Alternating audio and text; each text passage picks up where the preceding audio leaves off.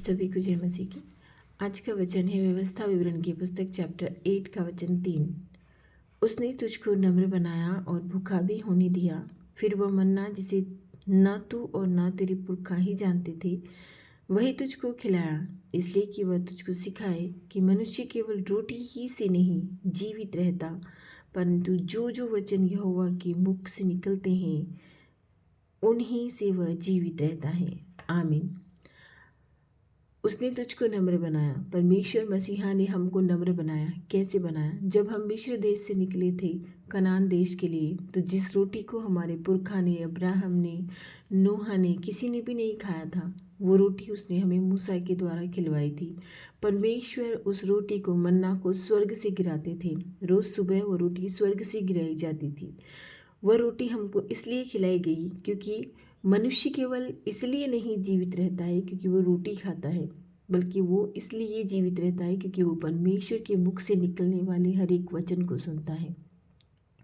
परमेश्वर हमें दुख देता है। क्यों? क्योंकि वो हमें नम्र बनाए, वो हमें धीरज रखना सिखाए, सब्र रखना सिखाए, परेशानियों में चलना सिखाए, समस्याओं में चलना सिखाए, और हमें परखता है कि हम इन परेशानियों में, समस्याओं में कितने धीर बने रहते हैं, कितनी धीरज के साथ हम काम करने पाते हैं, कितनी धीरज के साथ भी हम उस परमेश्वर यहोवा की स्तुति करने पाते हैं, उस यीशु को मानने पाते हैं, उसकी आज्ञाओं पे चलने पाते हैं। हमें कितना धैर्य है, इसलिए वो हमें नम्र बनाने के लिए बहुत बार परेशानियों में डालता है। ये विश्वास कीजिए कि जो रोटी उसने हमको खिलाई है, उसने कभी हमें भूखा नहीं होने दिया है। हम भूखे उठते हैं लेकिन भूखे सोते नहीं हैं। किसी भी तरीके से, किसी भी मार्ग से हमें भोजन अवश्य मिलता है, क्योंकि वो परमेश्वर हमें भोजन देता है। वो परमेश्वर हमें परेशानियों से बचाता है। और यदि किसी तरह की कोई परेशानी में हम गिर जाते हैं, समस्याओं में गिर जाते हैं, तो उसका रीज़न ये है कि वो हमें नम्र बनाना चाहता है। वो चाहता है कि हम उसके संतान उसके मार्गों पे चलने पाएँ, उसे समझने पाएँ। हमारे पुरखाओं के साथ भी उसने यही किया। 10 दिन का मार्ग जो था वो मिस्र से कनान को जाता था, मात्र 10 दिन का मार्ग, लेकिन उसने उसे 40 सालों तक अपनी प्रजा को जंगलों में भटकाया, मरुस्थल में भटकाया। क्यों? क्योंकि वो देखना चाहता था, परखना चाहता था कि मेरी संतानें मेरे दूध और मधु बहने वाले देश में जाने के लायक है कि नहीं। मेरी संतानें जिन्हें मैं मिस्र से निकाल लाया हूँ वो कुड़कुड़ाती है कि नहीं। उनकी कभी पैरों की जूती न घिसी, उनके कभी कपड़े न फटे। पहाड़ों में से, चट्टानों में से परमेश्वर ने उनके लिए पानी निकाला। मसीहा ने उनके लिए, उस यीशु ने, उस परमेश्वर ने उनके लिए लाल समुद्र को दीवार की तरह खड़ा कर दिया। इतना सब कुछ होने के बावजूद भी वो लोग हमेशा कुड़कुड़ाते थे, छोटी छोटी बातों में कुड़कुड़ाते थे। हाँ, ये वचन आज हमारे लिए हैं। हम उन्हीं के, वो हमारे पुरखा थे, हम उन्हीं की संतानें हैं। हम भी आज यही करते हैं। थोड़ी सी समस्याएं हैं, थोड़ी सी परेशानियां हैं, कुछ नहीं मिल रहा है, परमेश्वर पे कुड़कुड़ाना शुरू कर देते हैं। भगवान ने ऐसा क्यों किया? भगवान ने ऐसा क्यों किया? नहीं, ऐसा नहीं करना है। परमेश्वर तेरा धन्यवाद, जो तूने दिया अच्छा दिया, जो तू कर रहा है अच्छा कर रहा है, क्योंकि तू हमें नम्र बनाना सिखा रहा है। तू हमें ऐसी आशीषें दे रहा है जो हमारे पुरखाओं को ना मिली। तू हमें ऐसे मार्ग पे चला रहा है जो इन पे हमें हमारे पुरखा ना चले थे। मसीहा तेरा धन्यवाद, तेरा कोटि कोटि नमन।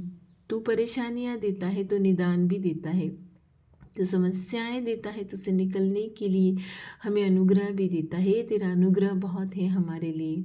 हमें ये विश्वास होना चाहिए कि ये परेशानी, ये समस्याएं हमें नम्र बनाने के लिए हैं, हमें धीरजवान बनाने के लिए हैं, क्योंकि हमें इस बात पर पूरा विश्वास करना है कि मनुष्य केवल रोटी से ही जिंदा नहीं रहता है, बल्कि परमेश्वर के मुख से जो वचन निकलते हैं उनसे जीवित रहता है। परमेश्वर उस ज़माने में अपने नबियों से कभी झाड़ियों में बोलते थे, कभी आकाश की बिजली की गड़गड़ाहट में बोलते थे, उनसे बातें किया करते थे। लेकिन उस समय बाइबल नहीं थी। उनके नबियों ने आत्मा से प्रेरित होकर इस बाइबल को लिखा है। लेकिन आज परमेश्वर हमसे जब हम चाहें तब हमसे बात कर सकते हैं, क्योंकि ये पवित्र वचन हमारे परमेश्वर के, हमारे यहोवा के, हमारे खुदा के ये पवित्र वचन इस बाइबल में लिखे हैं। जब हमारी इच्छा हो हम इन वचनों को पढ़ सकते हैं, जब हमारी इच्छा हो हम इन वचनों से तृप्त हो सकते हैं, उस परमेश्वर से डायरेक्ट बात कर सकते हैं। हमारे बीच में किसी को ज़रिया बनने की कोई ज़रूरत नहीं है, उस खुदा से हम सीधे ही बात कर सकते हैं। इसलिए ये जो आज का वचन हमें मिला है वो हमें नम्र बनाने के लिए मिला है। अगर किसी परेशानी में है, समस्या में है, मुसीबतों में है, बेरोज़गार है, बीमारी में है, तो विश्वास कीजिए कि उस खुदा ने मुझे नम्र बनाने के लिए, धीरजवान बनाने के लिए इन समस्याओं में पटका है, क्योंकि मैं उसके वचनों का इंतज़ार करूँगा कि यहोवा अपने वचन मुझे सुनाए और मैं उनके वचनों पे चलने पाऊँ। आमीन। आइए हम सब मिलकर उस मसीहा से, उस परमेश्वर से बातें करें, प्रार्थना करें, उसकी आराधना करें, उसकी स्तुति करें, उसकी वंदना करें। धन्यवाद धन्यवाद धन्यवाद मेरी मसीहा, धन्यवाद हमारे मालिक, हमारे खुदा, हमारे परमेश्वर, जो हर रोज़ अपने वचनों से हमें तृप्त करते हैं, जो रोज़ हमें अपने सुंदर वचनों को सुनने का, समझने का मौका देते हैं। हे मेरे प्रभु, जो इस समय परेशानियों में हैं, जो इस समय समस्याओं में हैं, हम तेरे नाम से उन परेशानियों को, उन समस्याओं को डांटते हैं और कहते हैं हमारे शरीरों में, हमारे जीवन में, हमारी ज़िंदगी में तुम्हारा कोई काम नहीं है, तुम चले जाओ इसी क्षण प्रभु यीशु के नाम से, हमारे जीवन को छोड़कर चले जाओ। हे मेरे खुदा, तू ही महिमा के योग्य है, तू ही स्तुति के योग्य है। हर भोर तू हमें उठाकर तेरे पवित्र वचनों से तृप्त करता है, तेरा अनुग्रह हम पर बना रहता है। हम कितने भाग्यशाली हैं, हम कितने धन्य हैं जो तेरे वचनों से तृप्त होते हैं, तेरे वचनों को जानते हैं। हमें तूने समझने और सुनने की शक्ति दी है और समझाने की शक्ति दी है। हे मेरे परमेश्वर, तेरे वचन पृथ्वी की छोर तक पहुँच नहीं पाए, ऐसा अनुग्रह दे।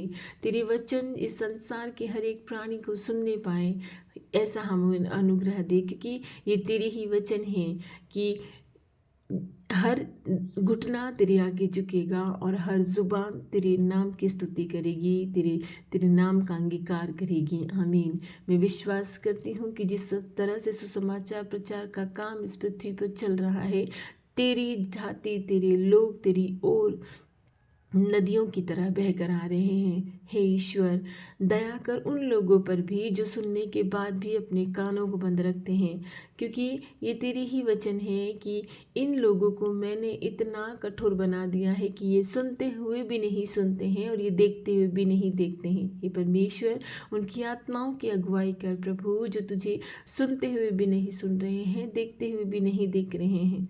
हे मेरे परमेश्वर, जो इस समय बीमार हैं, जो आईसीयू में हैं, जो वेंटिलेटर्स पे हैं, जिनको हमने कहा है कि हम आपके लिए प्रार्थना करेंगे, हे खुदा, जो तेरी इच्छा है उसे पूर्ण कर, जो तेरी इच्छा है उसे अवश्य पूर्ण कर। जो हमारे भले के लिए है वही तू करता है।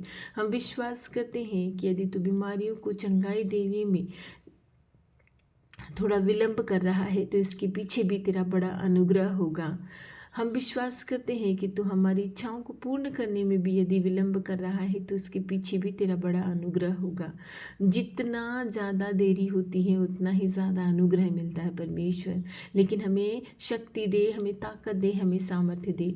हम बीमारियों को डांटते हैं तेरे नाम से परमेश्वर कि इसी क्षण, इसी समय इन बीमार शरीरों को छोड़कर चली जाओ, क्योंकि ये शरीर परमेश्वर के मंदिर हैं, इनमें बीमारियों का कोई काम नहीं है। हे मेरे खुदा, जो बांझ हैं, जो निसंतान हैं, इसी क्षण उनके गर्भ को तू खोल दे प्रभु, क्योंकि गर्भ का फल तुझी से आता है। जो बेरोजगार हैं, जो रोजगार के लिए तुझसे प्रार्थना करते हैं, जो दिन रात बहुत मेहनत करते हैं और फल नहीं मिलता, उनके खतों को तू आशीष दे प्रभु।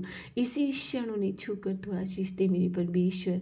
हमारी संतानें जो बुद्धि उनमें नहीं है, जो बुद्धिहीन है, जो बुद्धि के लिए प्रार्थना करते हैं, तेरी आत्मा के अनुग्रह से सब कुछ हो जाता है। तेरी पवित्र आत्मा को हम पर उंडेल दे परमेश्वर, ताकि हम तेरी पवित्र आत्मा से अगुवाई कर सके दूसरों को भी, और तेरे मार्गों पे उनको चलना सिखा सके और हम स्वयं चलने पाएँ। हम पाप के अवसरों से भी दूर रहें।